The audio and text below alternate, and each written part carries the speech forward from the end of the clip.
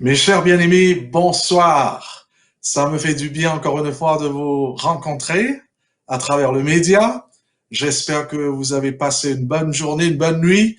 Et voilà, on va entamer la deuxième partie de notre série, Bientôt à la maison.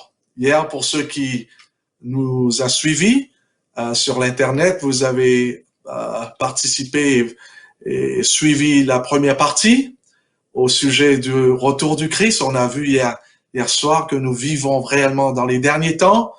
Et ce soir, nous allons maintenant continuer la série et qui est basée sur Romains chapitre 13, encore une fois ce soir.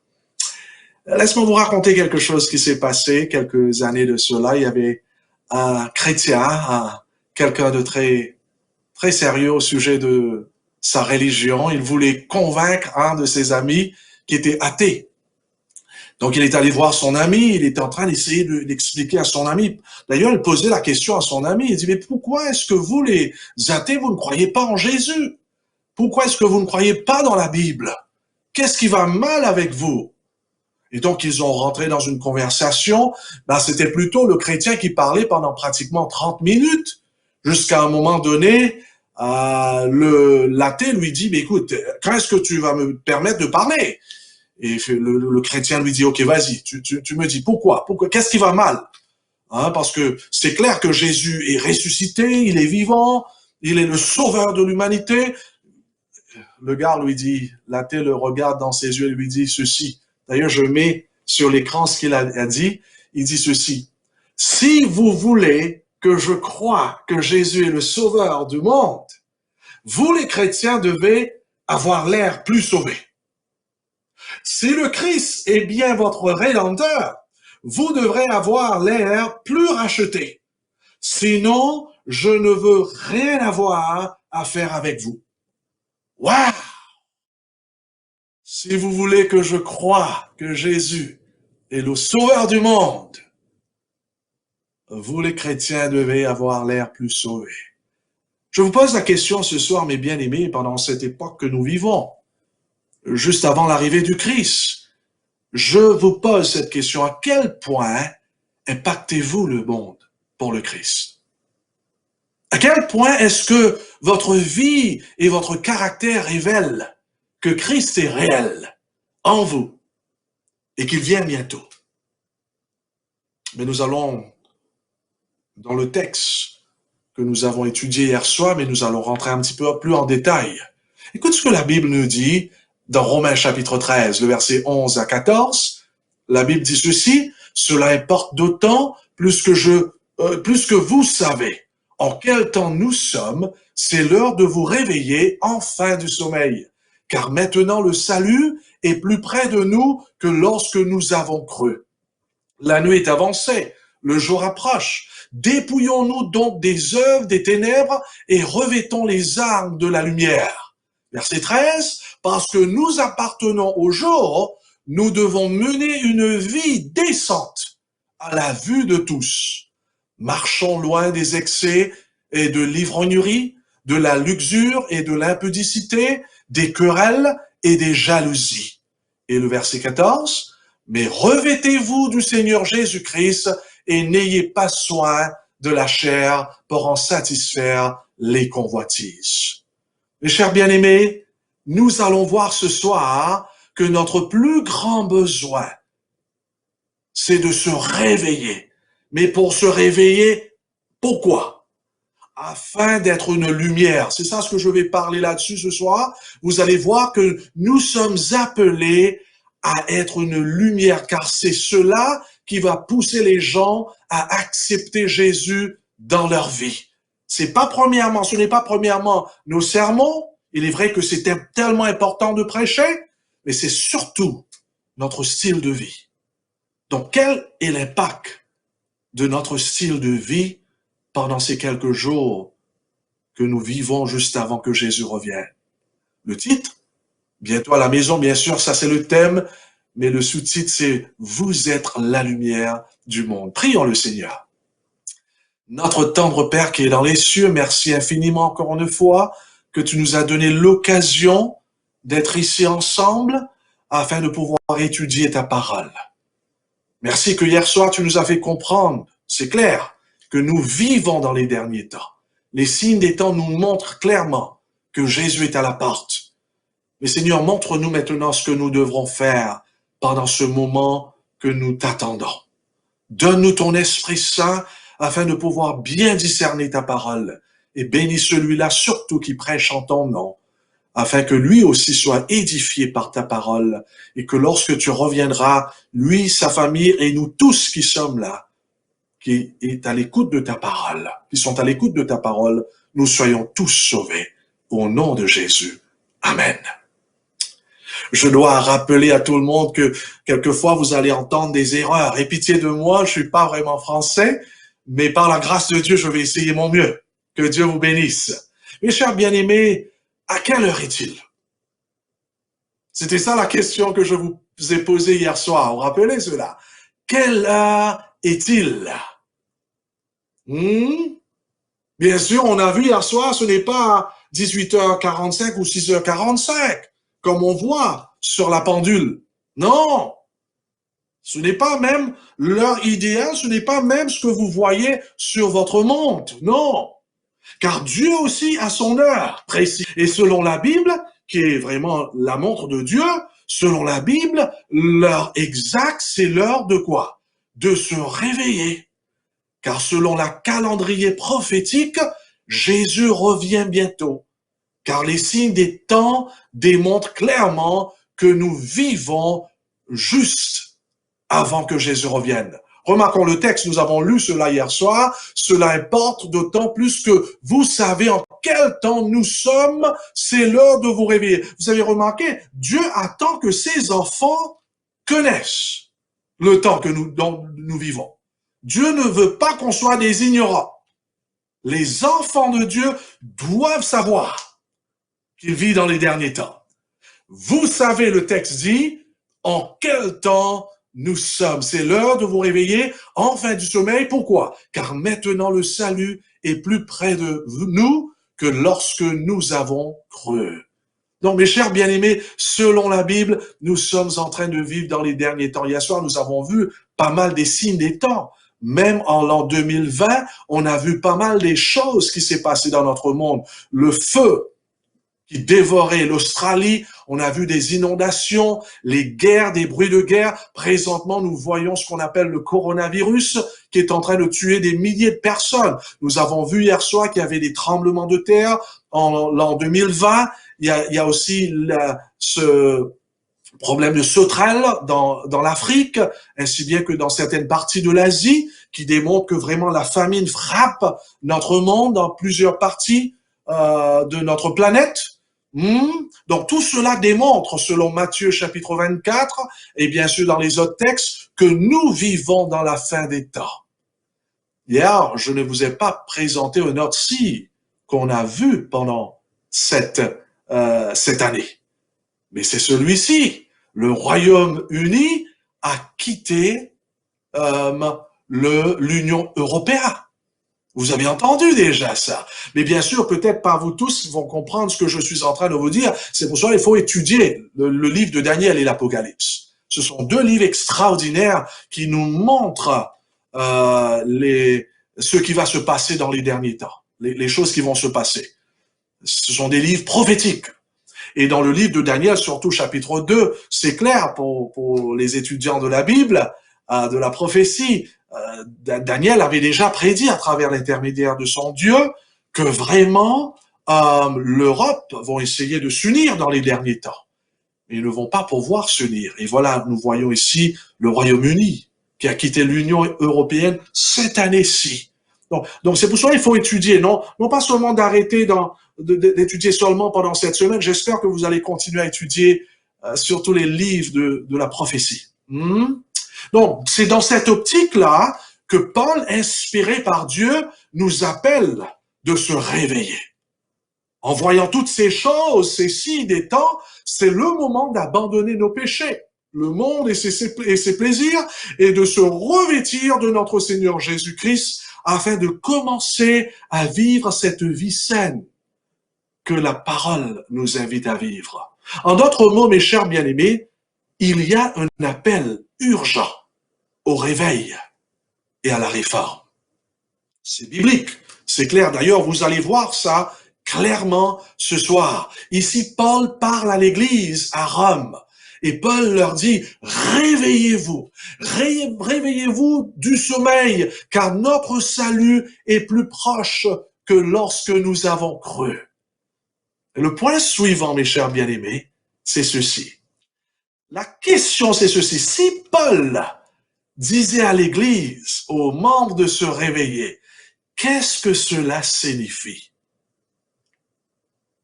Surtout au sujet de ces membres-là. Cela signifie que ces membres auxquels Paul parlait dormaient littéralement. J'aimerais que vous gagnez ce point-là, que vous compreniez ce point-là. Serait-ce possible que même au temps des apôtres, ces grands hommes de Dieu, il y avait ceux qui dormaient spirituellement dans les églises chrétiennes? Est-ce que c'est possible? Mes chers bien-aimés, lorsque nous étudions la Bible, il y a plusieurs passages où nous voyons la même chose se produire. Les membres s'endormaient, en conséquence, les apôtres ont dû les réveiller. Je vous donne certains exemples, par exemple. D'ailleurs, hier, celui-là, je vous ai donné ce texte-là. Ici, c'est l'église à Éphèse. Éphésiens chapitre 4, 5, plutôt, du verset 14 et 15. C'est pour cela qu'il est dit, réveille-toi, toi qui dors, relève-toi d'entre les morts et Christ t'éclairera. Et nous allons un petit peu plus bas ici, car nous vivons dans des jours mauvais.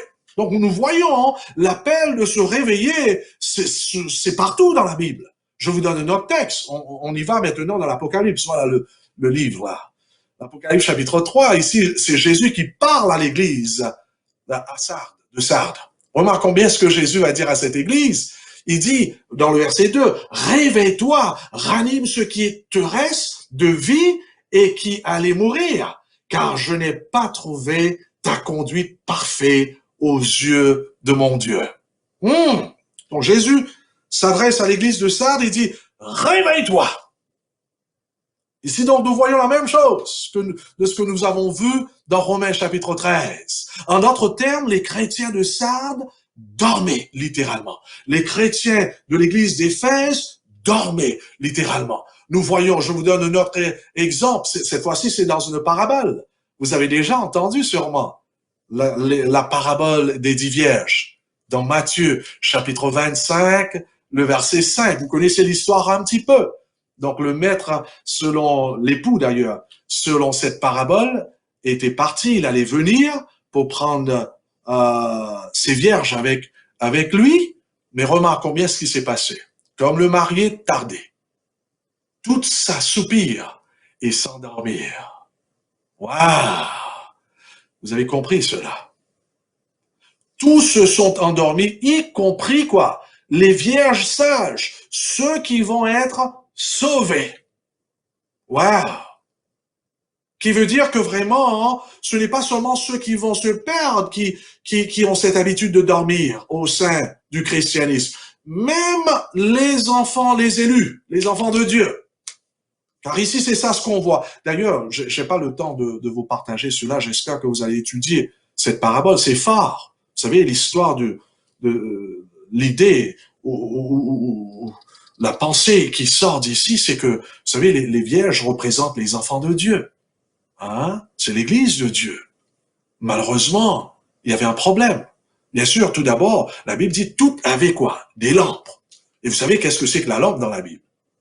Je vous dis ça afin que vous allez étudier ça parce que c'est fort. La lampe dans la Bible, c'est quoi? La parole de Dieu. Car ta parole est une lampe à mes pieds et une lumière sur mes sentiers.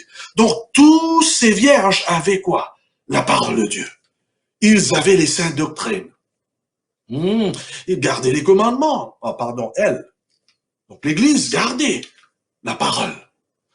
C'est une église, donc c'est des membres qui sont fondés sur la parole. Malheureusement, la moitié de ces vierges, n'avaient pas de l'huile. Qu'est-ce que c'est que l'huile? C'est le Saint-Esprit. En d'autres mots, juste avant que Jésus revienne, Il y aura ceux dans le christianisme, au sein du christianisme. Ils auront la parole, ils auront la vérité, mais sans le Saint-Esprit. Quel malheur! Voyez-vous ça? Donc il faut étudier. Et vous allez voir la profondeur de cette parabole. Donc c'est une chose très dangereuse, donc mes chers bien-aimés, non pas seulement d'être sans le Saint-Esprit, mais de dormir. Juste avant que Jésus revienne, il y aura cette terrible tendance pour nous de s'endormir au sein du christianisme. Et le danger, vous savez, c'est quoi? Car 5 parmi ces 10 vont perdre le ciel. Au lieu de se réveiller et de s'assurer que leur lampe était remplie de l'huile, elles allaient dormir. En fin de compte, c'est-à-dire, au lieu que ces 5 vierges folles, ces chrétiens qui dormaient, au lieu de se réveiller afin de s'assurer qu'ils sont remplis du Saint-Esprit, beaucoup sont en train de dormir. C'est pour ça que je vous pose la question ce soir. Qu'en est-il de nous? Qu'en est-il de vous? Qu'en est-il de votre épouse? De vos enfants? Qu'en est-il de votre Église? Comment allons-nous ce soir? Sommes-nous spirituellement réveillés? Ou sommes-nous en train de dormir comme les vierges? C'est pourquoi je suis un ferme croyant dans notre besoin du réveil et de la réforme. D'ailleurs, je crois fermement que c'est ça le plus grand besoin de l'Église présentement. Peut-être vous êtes en train de penser que le plus grand besoin de l'Église présentement, c'est d'avoir des bons pasteurs. Ah oui, on a besoin des bons pasteurs. Ou bien peut-être c'est des meilleurs programmes, on a besoin de tout ça. Ou bien peut-être des méthodes, des nouvelles méthodes pour faire l'évangélisation. Peut-être on a besoin de ça. Ou bien de l'organisation. Oui, tout ça on a besoin. Ou bien des nouvelles techniques. Laisse-moi vous dire, le plus grand besoin de l'Église, c'est la vie, je pense. C'est la vie qui vient d'en haut. C'est le Saint-Esprit. C'est d'être réveillé pour son Dieu. Waouh! Et je crois que vraiment, dans cette époque que nous vivons, c'est ça notre plus grand besoin. De se réveiller. Pourquoi? Parce que c'est tellement facile de s'endormir. Surtout à l'époque où nous vivions. Où nous vivons. Alors, car plus que nous arrivons à la fin des temps, plus nous aurons besoin des prédicateurs et des gens qui vont encourager le réveil et la réforme. Est-ce que nous pouvons dire Amen? C'est pour cette raison, mes chers bien-aimés, l'appel au réveil et à la réforme n'est pas un appel des hommes. Non, ce n'est pas Pasteur Ted Wilson et son équipe qui nous appellent à se réveiller. Non, je pense qu'ils font seulement le travail de Dieu, car c'est Dieu qui veut nous réveiller. Dieu veut tellement qu'on soit avec lui dans l'éternité. Dieu veut nous délivrer de la puissance du péché et de toutes ces calamités dans notre monde. Dieu veut que nous soyons sauvés. Avant d'aller plus loin, j'aimerais que vous remarquiez quelque chose de très important. Car selon Jésus, mes chers bien-aimés, remarquons bien quel était le problème de l'église de Sardes. Voyons ce que le texte nous dit. La Bible nous dit, tu as la réputation d'être vivant, alors que tu es quoi? Mort. Waouh! Jésus regarde au monde, mais vous avez la réputation d'être en vie. En d'autres mots, vous semblez d'être en vie. Pourquoi? Parce que peut-être vos membres vont à l'église. Pourquoi? Parce que peut-être vous êtes actifs dans l'église, Jésus leur dit. Certains prêchaient peut-être, d'autres enseignaient, d'autres chantaient dans la chorale. Vous avez certainement la réputation d'être religieux. Peut-être dans la communauté, tout le monde vous connaisse comme une église très vibrante. Mais en réalité, Jésus leur dit, lorsque je vous regarde, car Jésus regarde le cœur, mes chers bien-aimés, c'est pas vrai? Jésus dit, vous êtes spirituellement morts. En d'autres mots, mes chers bien-aimés, vous pouvez être bien actifs dans l'Église, être impliqués dans la vie de l'Église, être très religieux ou religieuse et pourtant être spirituellement mourant, spirituellement dormant. Pendant que vous pensez que vous êtes spirituellement vivant et en bonne santé. Waouh! C'est pour cette raison nous devrons constamment nous examiner. C'est pas vrai? Sommes-nous tous spirituellement réveillés ce soir? Sommes-nous tous spirituellement vivants? Ou sommes-nous comme cette église en Rome, où Paul devrait réveiller ces gens, ou bien l'église de Sardes? C'est-à-dire, nous semblons être vivants. Nous avons cette apparence d'être religieux. Et en fin de compte, nous sommes en train de dormir. Peut-être vous êtes en train de vous poser la question, qu'est-ce que ça veut dire vraiment de s'endormir? Et j'ai mis sur l'écran, là, j'ai mis quelques points. Être endormir, ça veut dire, mes chers bien-aimés, c'est-à-dire, vous êtes spirituellement déconnecté de Dieu. Spirituellement, vous êtes désintéressé des sujets spirituels. Vous êtes sans passion pour Dieu et sans amour authentique pour les gens. Ou bien vous n'avez pas d'intérêt, vous n'avez aucun intérêt pour ses responsabilités envers Dieu ou envers son Église. Non, il faut que vous vous posiez cette question-là en lisant cela. D'où je me trouve ici? Ou bien de se concentrer, au lieu de se concentrer sur Dieu, sur son Église, sur votre spiritualité, vous êtes en train de se concentrer sur le moi, votre moi. Vous êtes égoïste. Ou bien sur le péché. Ou bien sur les plaisirs de ce monde.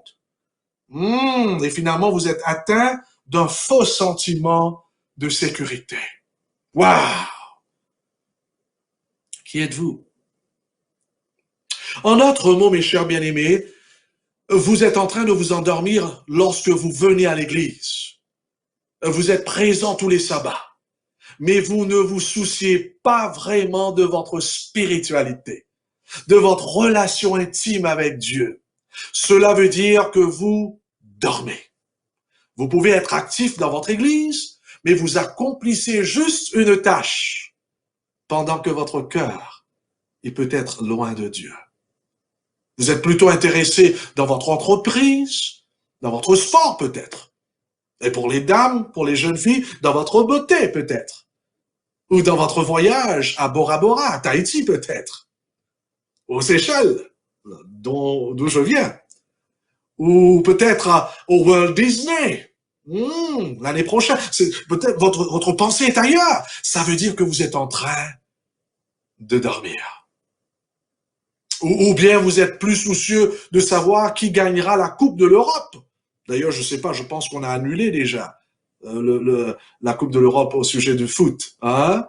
Mais vous voyez là, votre pensée n'est pas sur Dieu, n'est pas vraiment sur le Christ, n'est pas sur son retour. Vous êtes plutôt focalisé sur des autres choses.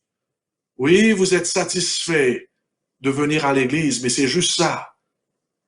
Lorsque vous terminez à l'église, lorsque le culte est terminé, vous rentrez tout de suite chez vous. Ça veut dire que vous êtes en train de dormir, de s'endormir. Vous retournez peut-être votre dîme. Mais vous ne vous souciez pas vraiment de votre croissance spirituelle. Vous vivez peut-être pour le plaisir. Ou bien, j'aime aussi ici, j'aimerais aussi vous dire, de s'endormir, ça veut dire vous dormez lorsque vous négligez les changements que vous devrez faire dans votre vie avec Dieu. Oui, vous voyez les signes des temps tout autour de vous, et vous savez que Jésus est à la porte.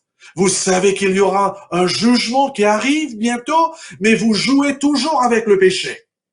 Au lieu de chercher cette transformation authentique dans votre vie.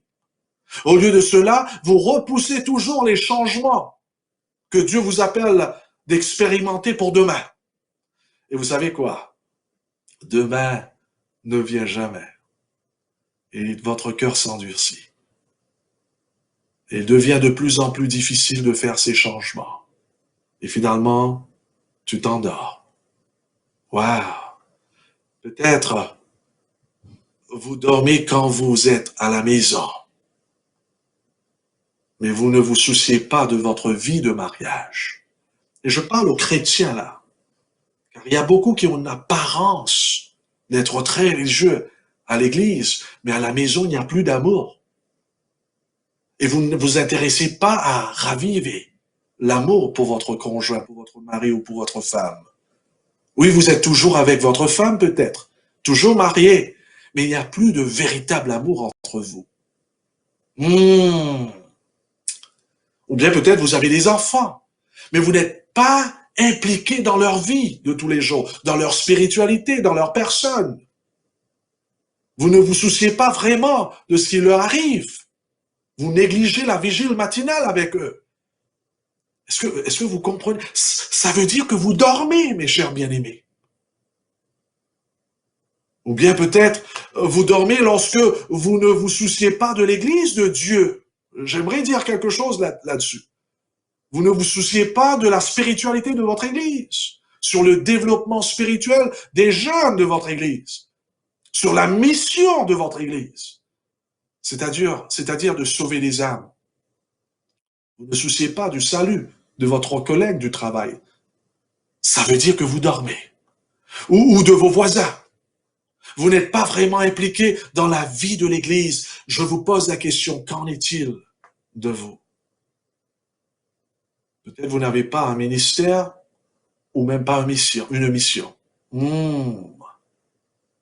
Donc, il faut se poser la question, comment faisons-nous aujourd'hui lorsqu'il s'agit de notre spiritualité? Soyons honnêtes avec nous-mêmes. Sommes-nous vivants en Christ? Ou comme l'Église à Rome, à Sardes ou en Éphèse, nous sommes en train de dormir en pensant que tout va bien. Retournons dans le passage de Romains chapitre 13. Remarquons, mes chers bien-aimés, pourquoi sommes-nous appelés à se réveiller? Hier, nous avons vu pourquoi nous devrons se réveiller. Mais aujourd'hui, nous allons voir une autre raison pour laquelle nous devrons se réveiller. Hier, Dieu nous a appelés de se réveiller parce que nous vivons dans les derniers temps. Les signes des temps nous montrent cela. Mais remarquons bien, selon le verset 13, pourquoi nous sommes appelés à se réveiller. Paul nous dit, parce que nous appartenons au jour, nous devons mener une vie décente à la vue de tous. Marchons loin des excès de l'ivrognerie, ainsi de suite. Waouh! Pourquoi est-ce que nous sommes appelés à se réveiller? Mais voilà, la Bible nous dit, parce que nous appartenons au jour. Waouh! C'est pour cela, vous et moi, nous sommes appelés à vivre une vie décente à la vue de tous. Qu'est-ce que cela veut dire que nous appartenons au jour? Bien sûr, jour dans la Bible veut dire quoi?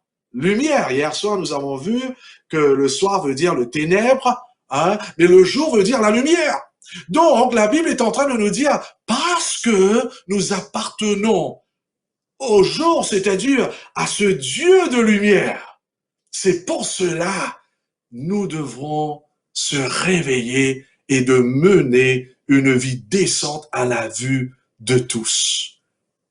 C'est parce que nous sommes des enfants de lumière du jour. En d'autres mots, parce que Dieu est lumière et parce que nous appartenons à lui qui est lumière, nous devrons vivre une vie décente pour que tout le monde voit. C'est ça ce que le texte dit ici. Nous devrons vivre une vie saine, une vie qui témoigne que Dieu, ce Dieu de lumière, est avec nous. Il est en nous. Il est pour nous. Waouh! Et nous devons faire cela afin que tout le monde le voit, même les athées de nos jours. Amen? Nous sommes appelés à couper le pont avec le monde du péché, afin de vivre une vie qui rend témoignage que Jésus est dans notre vie. C'est ça ce que la Bible est en train de nous dire. Que nous puissions vivre une vie, non pas pour soi-même, mais pour rendre gloire à Dieu, afin que tout le monde voit. Est-ce que nous pouvons dire Amen? Donc, parce que nous appartenons à ce Dieu qui est lumière, nous sommes appelés à vivre cette vie de lumière. Que signifie, mes chers bien-aimés, lorsque la Bible nous dit que Dieu est lumière? Qu'est-ce que cela signifie? Pourquoi Dieu veut-il que nous abandonnons le péché afin de vivre cette vie saine? Pourquoi? Remarquons bien. 1 Pierre chapitre 1er, le verset 14 à 16. comme des enfants de Dieu obéissants, ne vous conformez pas aux convoitises que vous aviez autrefois, quand vous étiez dans l'ignorance. Mais puisque celui qui vous a appelé est saint, vous aussi soyez saints dans toute votre conduite, selon qu'il est écrit, vous serez saints car je suis saint. Amen. Wow! Un Dieu saint exige un peuple saint. Voilà. En d'autres mots, parce que Dieu est saint, il devrait avoir un contraste clair entre la vie de ses enfants et la vie des gens du monde. Car le péché n'est pas compatible à la nature de Dieu, mes chers bien-aimés. Malheureusement, aujourd'hui, nous entendons à peine le mot saint, même au sein de nos églises. Parce que Dieu est saint, il nous appelle à briller sa sainteté autour de nous dans ces derniers temps que nous vivons. Waouh! Mais malheureusement, on n'entend pas ce mot aujourd'hui. On entend plutôt sur l'amour de Dieu. L'amour, on entend. Et bien sûr, Dieu est amour. On a vu un peu ça hier soir. Parce que Dieu nous aime, il veut nous sauver. Il veut que nous vivons avec lui pendant l'éternité. Pour toute l'éternité. Mais ce soir, j'aimerais vous dire, mes chers bien-aimés, que Dieu est saint aussi. Il est saint, saint et saint. Ah oui. D'ailleurs, la Bible nous fait mention de la sainteté de Dieu plus que 600 fois. Le mot saint ou sainteté. Wow! C'est pour cette raison, mes chers bien-aimés, les chrétiens sont appelés à vivre différemment que le reste du monde, car nous appartenons au jour. Nous appartenons à ce Dieu-là. C'est pour cela, dans le texte, nous voyons clairement, il y a ce contraste entre un enfant de Dieu et les enfants du monde. Un contraste entre la lumière et le ténèbre. Laisse-moi vous montrer cela. Remarquons bien ça. On voit ces deux mots-là. Nuit, jour. Et c'est ça la différence que nous devrons projeter dans notre vie. Hein? Nous appartenons au jour. Voilà. On voit le mot nuit et ténèbres. Pardon, nuit et jour, ténèbres et lumière. Voilà. Nous voyons par exemple les œuvres des ténèbres, les armes de lumière. Vous voyez ce contraste-là entre ces deux-là. Nous voyons ceux qui sont appelés à vivre une vie décente, cette vie pure, saine, et puis ceux qui vivent dans le péché. Voyez-vous ça? D'ailleurs, j'ai mis dans une table là ici, ce contraste-là. Nuit, jour, ténèbres, lumière. Œuvre des ténèbres, arme de lumière. Marcher dans le péché, mener une vie décente ou saine. Prendre soin de la chair, se revêtir de Jésus. La différence entre le monde et l'Église de Dieu. Waouh! Il y a un contraste énorme entre la vie chrétienne et la vie mondaine. Une différence claire entre l'Église de Dieu et le monde. Waouh! Car la vie chrétienne est une vie différente selon la Bible. C'est une vie totalement nouvelle, la Bible nous dit. Ce n'est pas une continuité de la vie ancienne, non, ou une modification de la vieille vie du péché, mais c'est une vie complètement différente, transformée. C'est ça ce qu'on appelle la réforme. Donc, ce n'est pas seulement un réveil occasionné par le Saint-Esprit qui nous fait réaliser que nous vivons dans le dernier temps, mais Dieu nous appelle à être transformés, à se réformer, à être changés. Amen. En d'autres mots, il devrait y avoir une ligne de division absolue entre le chrétien et le non-chrétien.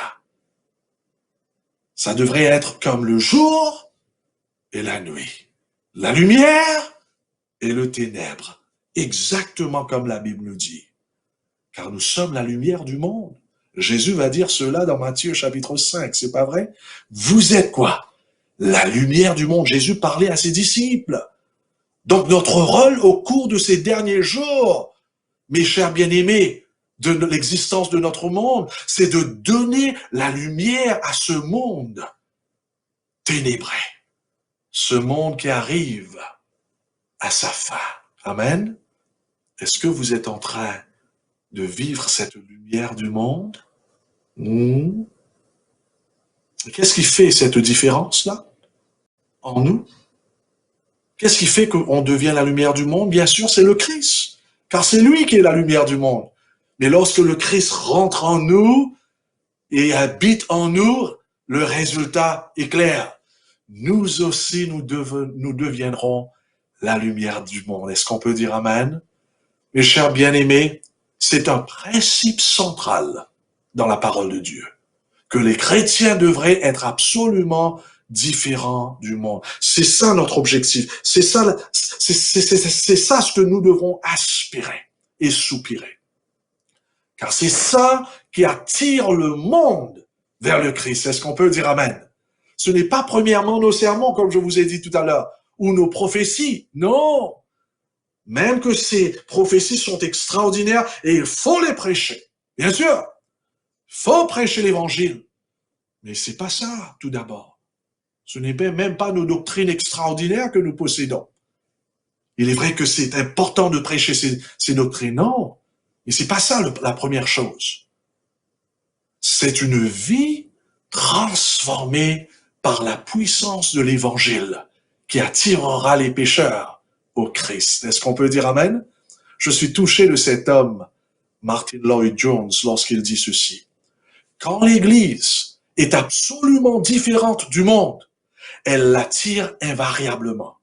C'est alors que le monde est disposé à écouter son message, bien qu'il le détestera au début. Waouh! Mes chers bien-aimés, c'est pour cela il doit y avoir ce contraste entre l'Église de Dieu et le monde, entre les chrétiens, entre vous et ceux qui ne connaissent pas Dieu. Sinon, n'en parlons pas de l'évangélisation. Waouh! N'en parlons pas, n'en discutons pas. Vous savez quoi? Devine. Malheureusement, l'Église à Rome, que Paul parlait, avait perdu ce contraste-là. Car certains membres pratiquaient le péché. Au point que Paul va leur dire, dans le verset 12, « Dépouillons-nous donc, voilà, des œuvres des ténèbres. » N'oublie pas, Paul parle à l'Église, il dit « Dépouillons-nous donc des œuvres des ténèbres et revêtons les armes de la lumière. » En d'autres mots, les péchés de la société étaient en train d'affecter également les membres de l'Église. Vous comprenez là? Et que finalement, Paul doit leur dire « Dépouillons-nous de ces pourritures-là, de ces œuvres des ténèbres, et revêtez-vous de l'armure de la lumière, et de vivre correctement pour que tout le monde voit ce contraste. » D'ailleurs, dans le verset 13, Paul va même énumérer certains de ces péchés que l'Église pratiquait. Remarquons bien, verset 13, il dit « Marchons loin des excès de l'ivrognerie, de la luxure et de l'impudicité, des querelles, des jalousies. » Waouh! L'Église, certains membres, pas tout, bien sûr, pas tout, mais certains membres de l'Église étaient dans l'apostasie. Il y avait ceux qui collaient dans l'immoralité sexuelle. Remarquons bien d'ailleurs, j'aimerais dire quelque chose. Remarquons bien, Paul a inclus ici, dans ses péchés capitaux, si vous voulez, il inclut querelle et jalousie. Est-ce que je peux vous dire quelque chose, mes chers bien-aimés? Un chrétien qui se querelle a un grand problème. Un chrétien qui divise l'Église de Dieu, c'est quelqu'un qui a besoin de Jésus aujourd'hui même.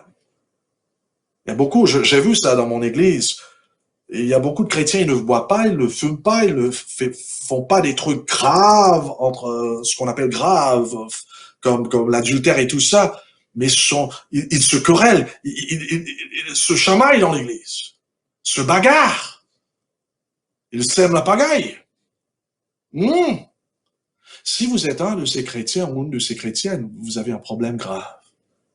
Car Paul va ajouter ces deux-là parmi ces péchés capitaux. Ces péchés graves, quoi. Donc, il y avait plus ce contraste dans cette église. Remarquons bien ici. Hein? Il y avait plus ce contraste clair entre le mode de vie des membres et le monde. Et vous savez quoi, mes chers bien-aimés? Lorsque nous étudions la Bible, nous voyons que c'est ça exactement qui arrivera dans les derniers temps. Car de nombreux chrétiens vont tomber dans ce piège-là. Ils vont faire des compromis, si vous voulez.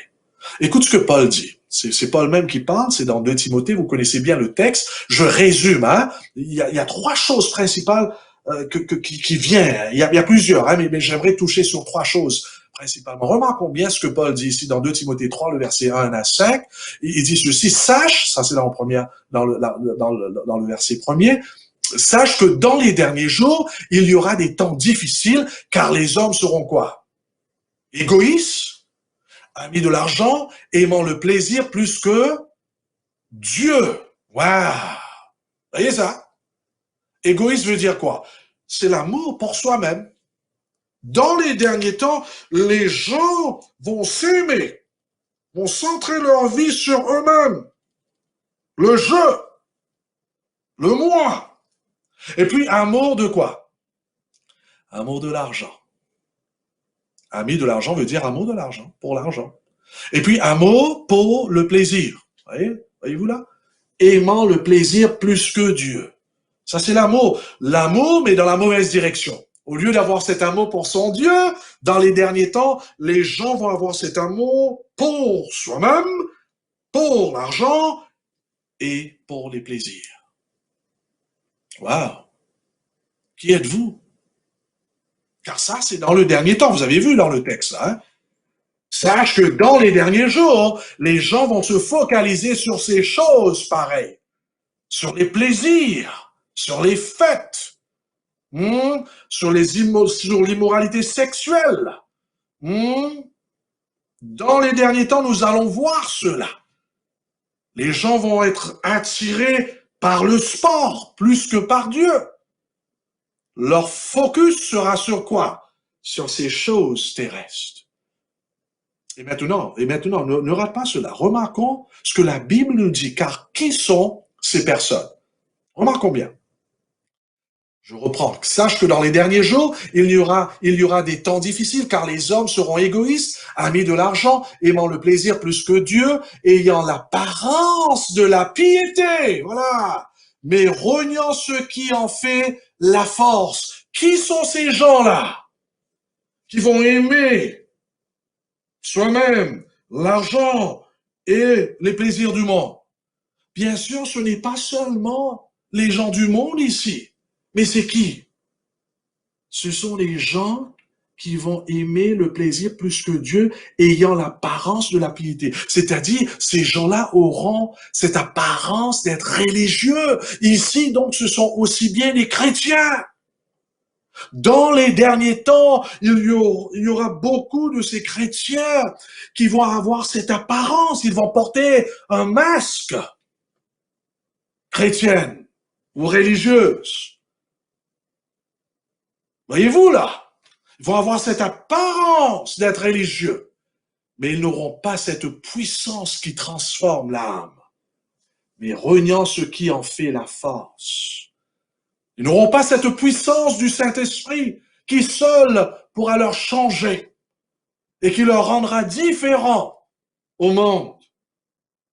Ils n'auront pas cette puissance-là qui leur permettra d'être la lumière du monde. Beaucoup vont aller à l'église, ils vont avoir cette apparence d'être pieux ou pieuses. Mais malheureusement, ils n'auront pas cette puissance qui leur rendra saints comme leur Dieu. En d'autres mots, mes chers bien-aimés, dans les derniers jours, les signes des temps seront aussi bien dans nos églises, aussi bien au sein du christianisme, non pas seulement dans le monde. Donc, ce ne sera pas seulement le coronavirus que nous allons voir dans le monde qui vont nous montrer que Jésus est à la porte. Nous verrons le coronavirus dans le cœur de l'être humain, c'est-à-dire le péché va ronger les cœurs des membres des églises. Qui sommes-nous ce soir?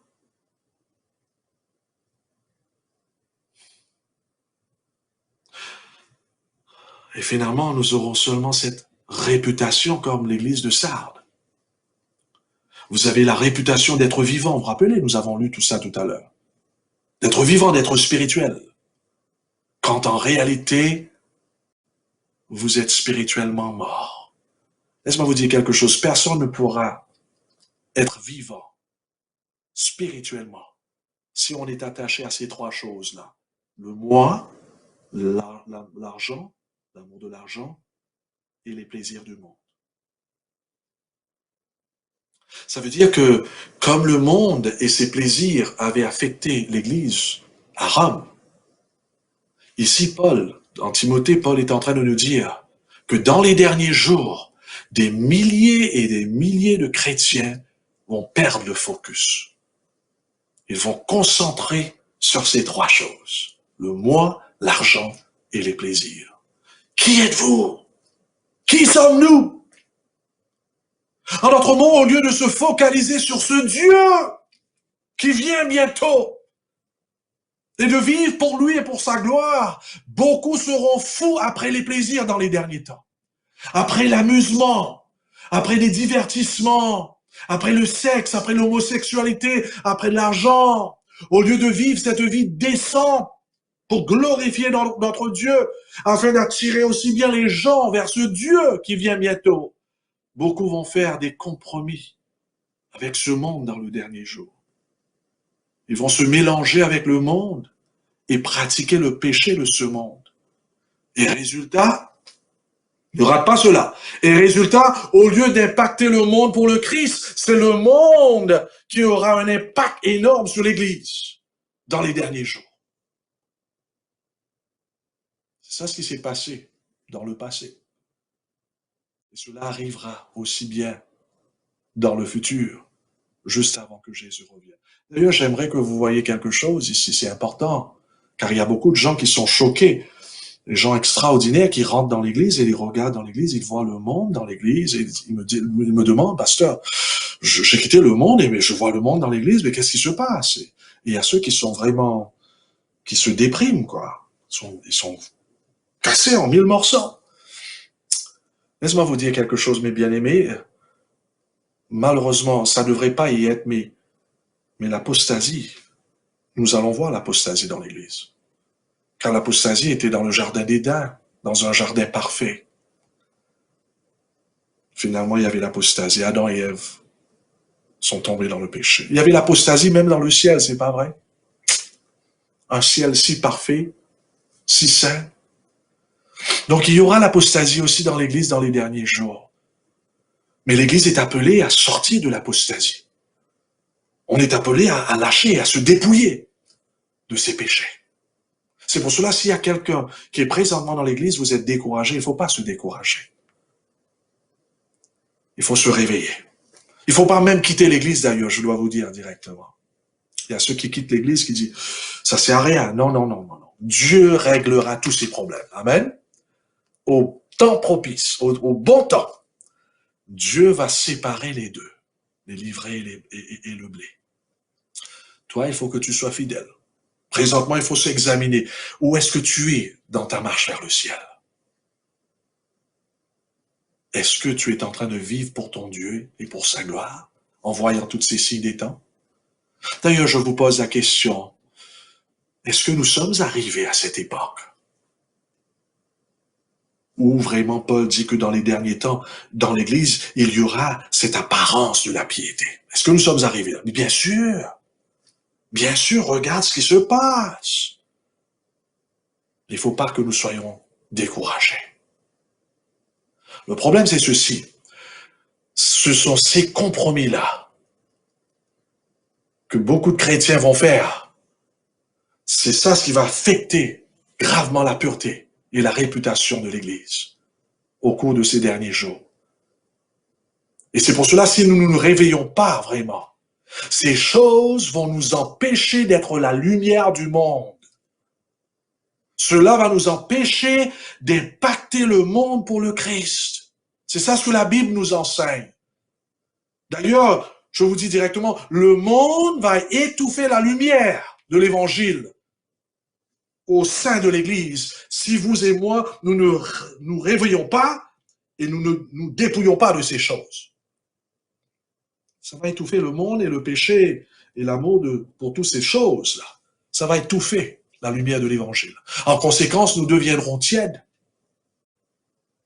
Et c'est ça ce qu'on voit dans beaucoup des églises chrétiennes présentement. Et vous savez qu'est-ce que c'est que la tiédeur?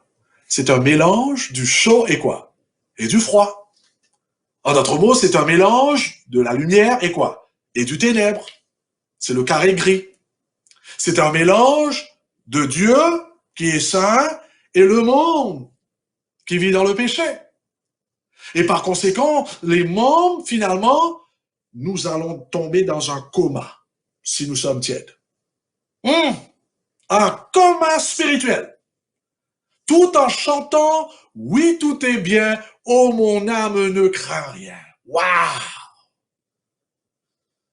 Résultat, mes frères et mes sœurs, si nous vivons cette vie de compromis, nous allons perdre notre capacité de gagner les âmes pour Dieu.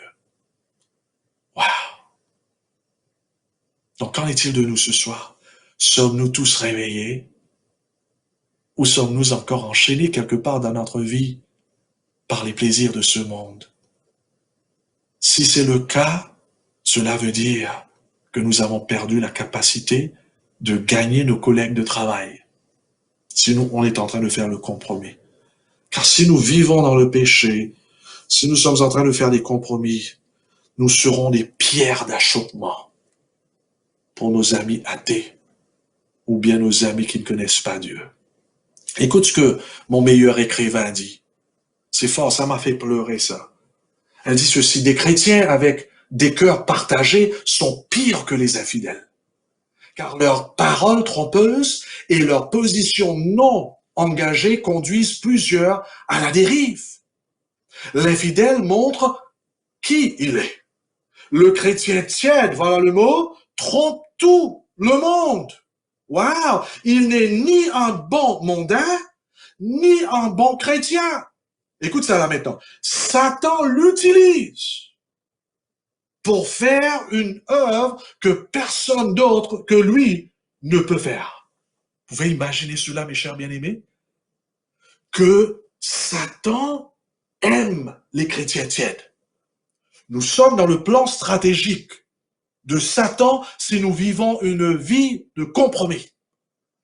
Car Satan l'utilise pour faire une œuvre que personne d'autre que lui ne peut faire. Wow! C'est pour cela, écoute celui-là ici, elle nous dit ici dans Testimonies to the Church, volume 2, page 484, j'ai vu que de grands changements, écoute ça, doivent être opérés dans le cœur et la vie et de beaucoup avant que Dieu ne travaille en eux par sa puissance pour le salut des autres. Il doit être renouvelé à l'image de Dieu, dans la justice et la véritable sainteté. Alors l'amour du monde, l'amour du moi et de chaque ambition pour l'auto-exaltation sera changé par la grâce de Dieu et employé dans l'œuvre spéciale du salut d'âmes pour lequel Christ est mort. Vous avez entendu cela? J'ai vu que de grands changements doivent être opérés dans le cœur et la vie de beaucoup avant que Dieu ne travaille en eux par sa puissance pour le salut. On doit avoir ce changement. Il faut avoir ce contraste. Elle continue, elle dit, l'humilité prendra la place de l'orgueil, en d'autres mots, si ce changement se passe. Et l'hautaine, estime de soi, sera échangée contre la douceur. Chaque puissance du cœur sera contrôlée par un amour désintéressé pour toute l'humanité. Satan, je l'ai vu, s'éveillera quand ils commenceront sérieusement l'œuvre de réforme en eux-mêmes. Il sait que ces personnes, si elles étaient consacrées à Dieu, pourraient prouver la force de ses promesses et manifester une puissance agissante qui, à leur côté, ne permettrait pas à l'ennemi de la contredire ou d'y résister.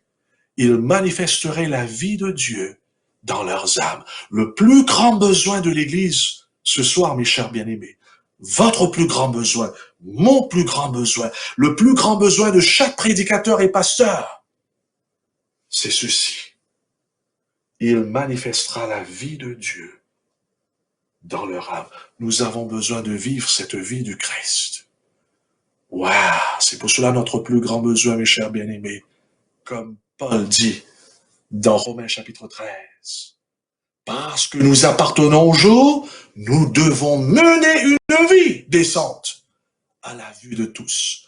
Marchons loin des excès de l'ivrognerie, de la luxure et de l'impudicité, des querelles et des jalousies, mais revêtez-vous du Seigneur Jésus-Christ et n'ayez pas soin de la chair pour en satisfaire les convoitises.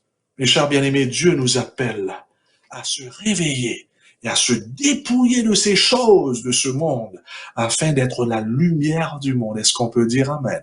Laisse-moi terminer avec cette citation tellement importante. Ici, on voit encore dans le livre Testimonies to the Church, volume 1, page 260, 261, le peuple de Dieu devrait quoi? Se réveiller. Les opportunités de répandre la vérité devraient être améliorées, car elles ne dureront pas longtemps. J'ai vu la détresse, la perplexité et la famine sur la terre. Écoute ça maintenant. Satan cherche à maintenir le peuple de Dieu dans quoi? Dans un état d'inactivité, pour les empêcher de faire leur part dans la dispensation de la vérité, afin qu'ils soient pesés dans la balance et trouvés légers. Elle continue. Le peuple de Dieu doit considérer les avertissements et discerner les signes des temps. Les signes du retour de Christ sont trop évidents pour en douter aussi. Voyez-vous cela? En les regardant, chaque personne qui professe la vérité devrait être un prédicateur vivant. Dieu appelle chacun, aussi bien les prédicateurs que tout le peuple, à se réveiller.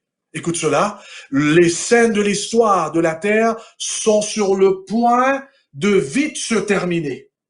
Nous sommes au beau milieu, des périls des derniers jours. De plus grands dangers sont devant nous. Et pourtant, nous ne sommes pas réveillés.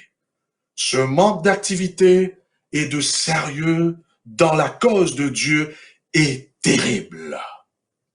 Cette stupeur mortelle vient de Satan. Il contrôle les âmes des observateurs du sabbat non consacré. Je lance ce défi à nous tous qui sommes là. Non pas seulement pour nous-mêmes, mais que nous puissions tous tourner vers Dieu. Prenons toute notre famille, nos enfants, nos épouses ou nos époux, et regardons à Jésus. Confessons nos péchés. Demandons à Dieu l'Esprit Saint afin qu'il nous donne la repentance, la vraie repentance, afin que nous puissions lâcher tout par la grâce de Dieu, et que de retour Jésus puisse s'établir en nous, et que nous puissions être la lumière du monde, car nous vivons dans les derniers temps. Jésus est réellement à la porte. J'aimerais prier pour vous. Prions le Seigneur. Notre tendre Père qui est dans les cieux, merci que tu nous as partagé ta parole. Nous te louons car nous ne méritons pas ta parole. Nous méritons la mort. Même pour nous qui se disent des chrétiennes, car trop souvent nous avons fait des compromis dans notre vie. Peut-être les gens de l'Église n'ont pas vu, mais toi tu vois tout. Tout est ouvert à tes yeux. Aie pitié de nous, Seigneur. Viens à notre secours ce soir. Donne-nous ton Esprit Saint, afin que ton Esprit Saint puisse nous ouvrir les yeux et que nous puissions s'examiner et de voir clairement tous ces péchés qui se cachent dans notre cœur.